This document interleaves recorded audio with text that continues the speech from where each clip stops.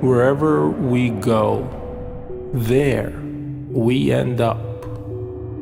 The chrysalis patiently hangs from a tree branch with her deterrent markings, slowly freeing her wings from the hard shell of the cocoon. As the tongue extrudes outward, it becomes difficult to get our words out. Sappy cut limbs burst into bubbles. The secret language engages the cant fatty, falling all over the grimace of destiny. The voyager rights himself, building the showcase from what was previously his suspension. A bored dome is one of the greatest motivators. We are told to squeeze the trigger, but we end up pulling it when we are ready. The shotgun with its little choke gunshot spreads the pattern across the horizon. Side by side, the target is broken. We reload. When the earth gets her pangs of boredom, she shifts. Just a little wiggle causes catastrophic seismic cataclysms. Our penthouse bursts, evacuating her ivory tower. Our bodies continue to take up room even after all of our vigor has gone elsewhere. Can it not be said the same of our sun? In the boardroom of our gods, our Pope is the chief operating officer. It is his duty to oversee that salvation is extended to his fold.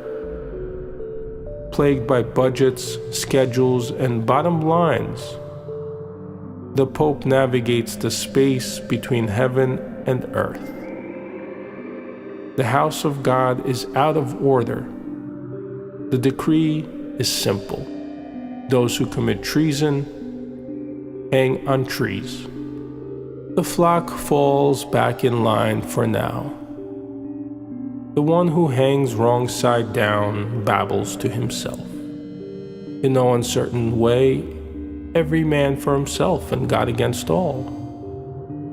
Passing on the right, the little confession booth pulled along, scooping through the dirt. Or is it a confections booth in reverse, the lumbering theater presented to the spectator, hanging on the palate of each word? With the sugar high kicking in, we find it impossible to stand still. We wiggle molecular and by sheer chance, take up more room. Our act of writing, reciting, and depositing bodies into bodies of water proves this inexorable fundamental edict. To disappear does not necessarily excuse us from this bind. Consider the exhibit of the hanged man, a waste of space. He tore so at the middle that it is an impossibility that he should be hanging in one piece. To merge with that which is already out there is also no respite. We spit into the maw that spits us back out. We listen to the pitch of the spittoon in the spaghetti western. All of our subjective notions considered, even to lose consciousness does not deliver us from this dilemma. To turn into a vegetable promotes a level of edible health. The trellises support this ripening cannibal slip. Should the inexplicable happen, and we were to wiggle out of this scenario of taking up room, would God still believe in us?